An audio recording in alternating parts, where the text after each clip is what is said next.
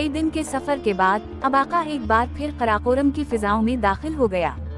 जिस वक्त वो खेमों के अजीम उशान शहर के नवा में पहुंचा, सूरज निस्फ नहार पर था। इसका बस नहीं चल रहा था कि उड़कर मारीना के पास पहुंच जाए। आगे बढ़ने से पहले उसे हर सूरत अंधेरा पड़ने का इंतजार करना था, और फिर इंतजार की घड़ियां खत्म हो गयीं। अंधेरे की चादर ने कराकोरम की वसतों को ढांप लिया। नन्हे नन्हे बेशुमार जुगनू खेमों की बेकरार बस्ती में चमकने लगे। इनमें से एक जुगनू इस खेमे का भी था जहां मारीना मौजूद थी। अबाका का दिल शिद्दत से धड़कने लगा। वो अपनी पनाहगाह से निकला, छपता छुपाता मरकजी खेमों तक पहुंचा और फिर लोगों के सैलाब में गुम हो गया। वो जानता था खान चुगताई के खेमों के करीब जाने में खतरात पोशीदा हैं। वहाँ बहुत से लोग उसे जानते थे। जो अंधेरा फैल रहा था, घूमने फिरने वालों की तादाद कम हो रही थी। इससे पहले कि कोई उसे पहचान ले, उसे कहीं छुपना था। फिर इसका ध्यान दरख्तों के इस झुंड की तरफ गया जहाँ मुअज़्ज़ज़ सरदारों की बीवियां गुस्ल करने और मुंह हाथ धोने के लिए आती थीं, और जिस एक कोने में उसने मारीना को मंगोल गीत गाते सुना था, वो छपता छुपाता दरख्तों के इस झुंड तक पहुंचा। हर चीज वैसी ही थी जैसी वो छोड़ कर गया था। वो लंबी लंबी घास भी वही थी जहां वो छुपा रहा था, और वो पत्थर भी नजर आ रहा था जहां मारीना बैठी थी। इसने इस दरख्त पर मोहब्बत से हाथ फेरा जिससे मारीना ने टेक लगा रखी थी। फिर वो घास में घुसकर बैठ गया। नींद आंखों से कोसों दूर थी। वो सुबह का इंतजार करने लगा। न जाने उसे क्यों यकीन था कि मारीना इस वीरान कुनिज में जरूर आएगी। पहाड़ जैसी तवील रात कट गई। सुबह हुई और अबाका वहशी दिल की धड़कनों पर काबू पाए अपनी महबूबा के इंतजार में बैठा रहा। उजाला फैला, सूरज तुलू हुआ, दोपहर हुई, लेकिन मारीना नहीं आई। फिर शाम हुई और एक तवील रात मुंह फाड़े इसके सामने आ गई। जैसे तैसे ये रात भी कटी। अगले रोज वो फिर आस लगाकर बैठ गया। आज दरख्तों की दूसरी जानिब से कुछ औरतों के हंसने की आवाजें आ रही थीं। अबाका की उम्मीद बंधी, लेकिन वक्त गुजरने के साथ साथ आवाजें मध्यम हो गईं। मारीना आज भी नहीं आई। अबाका सख्त मायूस था। ये मायूसी इसके अंदर गुस्से की लहरें पैदा कर रही थी। इसने सोचा वो सारे अंदेशे बालाए ताक रखकर मारीना के खेमे में जाएगा। अभी वो उठने का सोच ही रहा था कि शाखों में हरकत पैदा हुई। जैसे बादलों की ओट से चांद निकलता है, दरख्तों के अकब से मारीना नमूदार हुई। वो गुलाबी रंग के एक खोले रेशमी लबादे में मलबूस थी। हीरो का एक कीमती हार इसके गले में जगमगा रहा था। वो बेख्याली में दरख्तों के पत्ते तोड़ती, कुछ खोई खोई किसी पत्थर पर आकर बैठ गई। अबाका के लिए अब खुद पर काबू रखना नामुमकिन था। वो छलांग लगाकर मारीना के सामने आ गया। मारीना ने इस नंग धड़ंग शख्स को देखकर चीख मारने के लिए मुंह खोला, लेकिन फिर ठटक गई। अबाका तुम? वो यकटक हैरत से उसे देखती रही। तुम जिंदा हो? हाँ, वो उसे वालिहाना अंदाज में देखते हुए बोला। मारीना भी उसे अजीब वारफ्तगी के आलम में देख रही थी। फिर जैसे वो अपने ख्यालों से चूकी, इसके चेहरे पर सरासीमगी के आसार नजर आए। अबाका तुम पागल तो नहीं हो? क्यों आए हो यहाँ? ये लोग तुम्हें ऐसी अजीतनाक मौत मारेंगे के? अचानक इसकी आंखों में आंसू उठाए और वो हाथों में मुंह छुपाकर रोने लगी। अबाका उसके करीब दो जानू बैठ गया। इसे रोता देखकर इसकी आंखों में अजीब तरह का दुख करवटें लेने लगा था। मारीना का हाथ आंखों से हटाने के लिए उसने उसकी कलाई थामी तो वो तरप कर खड़ी हो गई और गलूगीर आवाज में बोली, तुम चले क्यों नहीं जाते यहाँ से? चले जाओ, ये दुनिया, ये लोग तुम्हारे लिए नहीं हैं। तुम जंगलों और बयाबानों के आदमी हो, इस आबू हुआ में जिंदा नहीं रह सकोगे। अबाका ने उसकी आंखों में देखते हुए कहा, मेरे साथ चलोगी?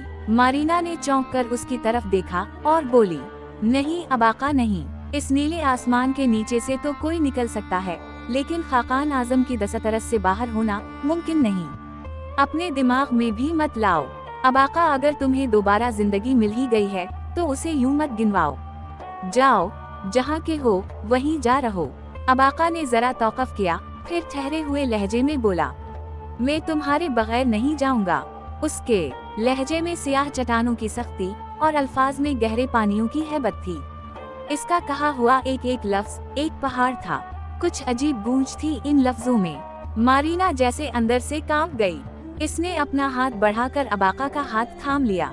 इसे समझ नहीं आ रही कि इस सरफरे जंगली को इस खतरे से क्यों कर आजाद करे, जो एक छुरी की तरह इसकी शहरत तक पहुंच चुका था। अचानक झाड़ियों में सरसराहट हुई। मारीना ने घबराकर अबाका का हाथ छोड़ दिया। आने वाली आमना थी। इसे देखकर मारीना का रंग जर्द हो गया। आमना ने पहले अबाका की तरफ और फिर अपनी मालिका की तरफ देखा। दोनों गहरी नजरों से एक दूसरे को देखती रहीं। अंदेशों में डूबे हुए वो चंद लम्हे बहुत तवील थे। फिर आमना के चेहरे पर मुस्कुराहट नजर आई। वो सर झुकाकर अदब से बोली, मालिका घबरा मत, लौंडी सब कुछ जानती है। मुझे अबाका की सारी कहानी मालूम है। मैं दरख्तों के पीछे खड़ी आपकी बातें सुनने की जसारत कर रही थी, लेकिन आप मुझे मुआफ फरमाएंगी क्योंकि मेरा असल मकसद आपकी हिफाजत था। मैं ये बताने आई हूँ कि खान तौलाई की बीवी सैवराकती आपको आवाजें देती फिर रही है, कहीं वो इस जानिब न आए। मारीना के चेहरे पर परेशानी नजर आई। इसने अबाका से कहा, मैं फिर आऊंगी, और तेजी से वापस मुड़ गई। आमना बड़े अंदाज से चलती हुई अबाका के करीब आई और बोली, सुना है अबाका, तुम्हें दर्द नहीं होता। मंगोल सिपाही बताते थे कि तुम्हें खंजर भी घोंप दें तो तकलीफ नहीं होती। फिर वो अबाका की कलाई थामकर इसकी जल्द देखने लगी। क्या मैं तुम्हें काट कर देखूं? वो पुरतजस्सुस लहजे में बोली। फिर अबाका के जवाब देने से पहले ही उसने दांतों से इसकी कलाई पर काट खाया। अबाका के जबड़े भनच गए। लड़की ने उसकी कलाई से दांत निकाले और तारीफी मगर खौफजदा नजरों से उसे देखती हुई दरख्तों में गायब हो गई। दूसरे दिन अबाका इंतजार करता रहा, लेकिन मारीना नहीं आई। ये इंतजार इसलिए भी तकलीफ दह था कि वो सारा दिन घास के अंदर बेहिस्सू हरकत दबका रहता था। 2 दिन और 2 रातें इस करब के आलम में गुजर गईं। आखिर तीसरे दिन दोपहर के वक्त उसे कदमों की आहट सुनाई दी। इसका दिल शिद्दत से धड़कने लगा। वो शाखें हलने और मारीना के नमूदार होने का इंतजार करने लगा। फिर शाखों में हरकत पैदा हुई, लेकिन मारीना की बजाय एक और चेहरा दिखाई दिया। ये आमना थी। वो एहतियात से इधर उधर देख रही थी। फिर वो जरा सी आगे आई और अबाका उठकर बैठ गया। इसकी आंखों में उम्मीद के दिए जल रहे थे, लेकिन आमना की आंखें बुझी हुई थीं। वो बहुत संजीदा दिखाई देती थी, बल्कि अबाका ने महसूस किया कि वो उसे देखकर चौंक सी गई है। शायद इसका ख्याल था कि अबाका यहाँ मौजूद नहीं होगा। इसने कहा, अबाका, मुझे मालिका ने भेजा है। इन्होंने कहा है कि तुम फौरन यहाँ से चले जाओ, वरना पकड़े जाओगे। ये कोई नई बात नहीं थी। मारीना के मुंह से ये फिक्रा वो कई बार सुन चुका था। इसने आमना से कहा, इससे कहो मैं नहीं जाऊंगा। इसका लहजा पहले की तरह पर अज़्म और फैसला कून था। आमना वापस चली गई। अबाका फिर अपनी पनाहगाह में छप गया। एक दिन और गुजर गया। अगले रोज सुबह हुई तो अबाका का दिल उम्मीद व नाउमीदी के दरमियान डोल रहा था। एक एक करके औरतें दरख्तों की दूसरी जानिब जुमा होने लगें। बातों और कहकों की आवाजें सुनाई दें। फिर अबाका के हसास कानों ने मारीना की आवाज पहचान ली। वो आज आई हुई थी। वो दिल की धड़कनें गिनता और इंतजार करता रहा। इसके हाथ में अजीब सी सनसनाहट हो रही थी। दसत वो रुखसार का भोला बिसरा रिश्ता उसे बेचैन कर रहा था। वो मुंतजिर रहा, लेकिन फिर एक एक करके आवाजें मध्यम हो गईं। इस अलग थलग गोशे में मुकम्मल सुकूत छा गया। तमाम औरतें वापस जा चुकी थीं। अबाका के सीने की तपिश बढ़ती और आहिस्ता आहिस्ता उसका खून खोलने लगा। इसे कुछ समझ नहीं आ रही थी कि उसे क्या हवा है। एक बेकरारी सी रगबू पे में सरायत कर गई थी। जब रात की तैरगी अच्छी तरह पर फैला चुकी तो वो अपनी पनाहगाह से बरामद हुआ। झुंड से निकलकर उसने देखा, गोल खेमों की ये बेकनार बस्ती नींद के इब्तिदाई झुंडकों में थी। वो तेजी से चलता हुआ खेमों की भूल भलियों में दाखिल हो गया। उसके जिस्म में अजीब तरह की चुस्ती आ गई थी। कभी रेंगता और कभी चलता, पहरेदारों से छपता छुपाता वो कामयाबी से खान चुगताई और इसकी 1 दर्जन बीवियों के खेमों के पास पहुंच गया। खेमों के अकब से होकर वो मारीना के खेमे तक पहुंचा, लेकिन ये देखकर ठटक गया कि खेमे के ऐन सामने एक पहरेदार खड़ा है। वो वहीं रुककर पहरेदार की हरकत वो सिकनात देखने लगा।